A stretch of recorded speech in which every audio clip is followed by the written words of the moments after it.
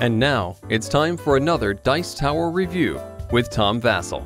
I'm going to tell you up front right away that this is going to be a quick review of this Cutthroat Caverns new adventure book. And the reason for that is that these adventure books, this is the second one that's come in the mix for Cutthroat Caverns. These expansions are kind of like a surprise. You go through it and the different things that happen in it are very interesting. So for me to really fully review this would be spoilers.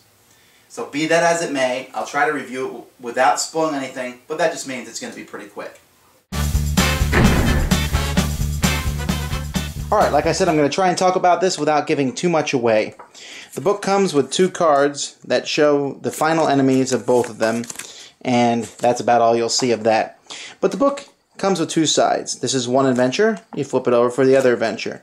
As you flip through the pages of the book, you'll see that some are upside down. Both adventures only need 1 set. I mean, the base set. Although the one adventure, The Errand of Evil, it has some cards that you might need, but you can just photocopy them and use them at the back. Or, you know, if you have relics and runes, you have them for that. And so that's an interesting thing. Now, the way these books work is, you hand a book to one player. On that player's turn, they will open and start here and read this, and they will start reading. They'll read all the narration, and it will tell you at the bottom, turn to the next page. So they'll turn to the next page, and then it will say, if you do this, maybe turn to the next page. If this happens, turn to page 5. If this happens, turn to page 6. If that sounds familiar, it is. It's because it's like a choose-your-own adventure book. One of these adventures, it's really interesting.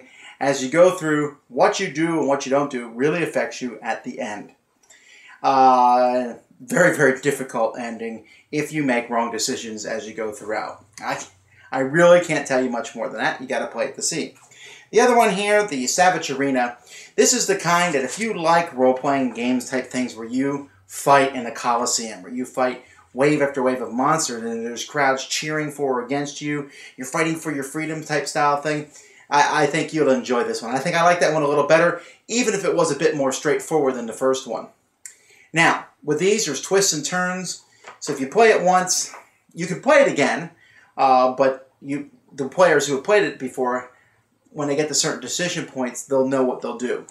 These are very difficult, both of them. If you survive either one of them, I mean, Cutthroat Caverns, the whole aspect is, you know, stab everyone else. You know, as you're fighting your way to the victory, you're going to be working together more in these than not. Because, yes, there could possibly be only one winner or more. You'll see when you go through each one. But at the same time, these are tough. There's like the special encounter cards that came in the book. There's all different things printed in here, and it's pretty neat. So these are 2 adventures. This is just like the last expansion, but it's neat, and it adds something to the game that very few other games in existence have. And it keeps Cutthroat Caverns, I think, fresh and exciting to bring these out and try them. This is definitely, if you like the game, certainly pick this one up. Thanks for joining us today. For more written, audio, and video reviews, as well as the #1 board game podcast, check out the website at www.thedicetower.com. Until then, this is Eric Summerer, and you've been watching The Dice Tower.